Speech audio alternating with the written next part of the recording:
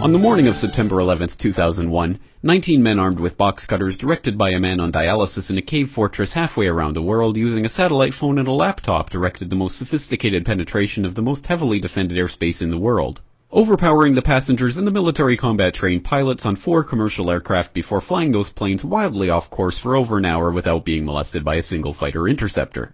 These 19 hijackers, devout religious fundamentalists who like to drink alcohol, snort cocaine, and live with pink-haired strippers, managed to knock down 3 buildings with 2 planes in New York, while in Washington a pilot who couldn't handle a single-engine Cessna was able to fly a 757 in an 8,000-foot descending 270-degree corkscrew turn to come exactly level with the ground, hitting the Pentagon in the Budget Analyst Office where DoD staffers were working on the mystery of the $2.3 trillion that Defense Secretary Donald Rumsfeld had announced missing from the Pentagon's coffers in a press conference the day before, on September 10th, 2001. Luckily, the news anchors knew who did it within minutes. Osama bin Laden.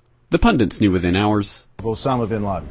The administration knew within the day. Terrorists who committed these acts and those who harbor them. And the evidence literally fell into the FBI's lap. That a hijacker's passport was found blocks from the World Trade Center crash site, if you can believe that.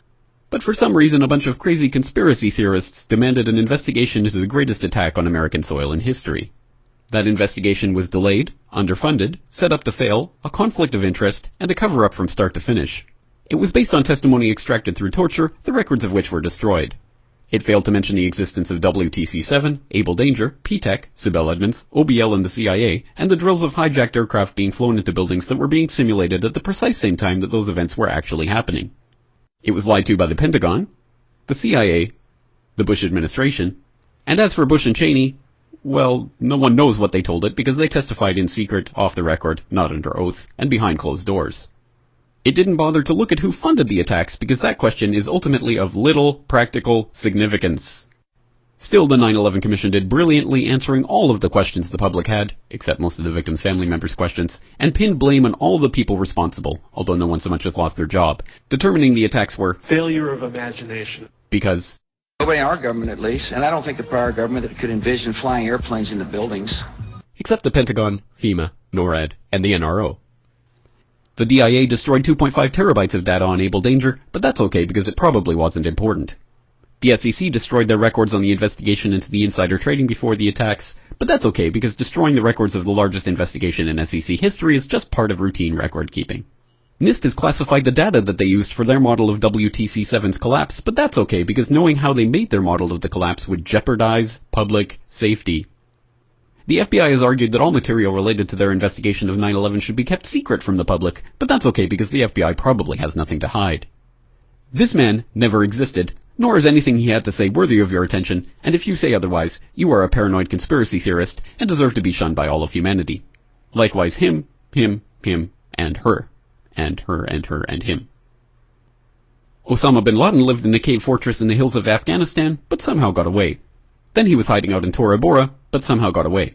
Then he lived in Abbottabad for years, taunting the most comprehensive intelligence dragnet employing the most sophisticated technology in the history of the world for a decade, releasing video after video with complete impunity and getting younger and younger as he did so, before finally being found in a daring SEAL team raid which wasn't recorded on video, in which he didn't resist or use his wife as a human shield, and in which these crack special forces operatives panicked and killed this unarmed man, supposedly the best source of intelligence about those dastardly terrorists on the entire planet.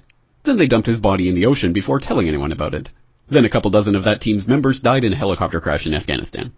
This is the story of 9/11, brought to you by the media which told you the hard truths about his head could be seen to move violently forward. And they took the babies out of the incubators. And mobile production facilities. And the rescue of Jessica Lynch. If you have any questions about this story, you are a batshit paranoid tinfoil dog-abusing baby hater and will be reviled by everyone. If you love your country and or freedom, happiness, rainbows, rock and roll, puppy dogs, apple pie, and your grandma, you will never ever express doubts about any part of this story to anyone. Ever.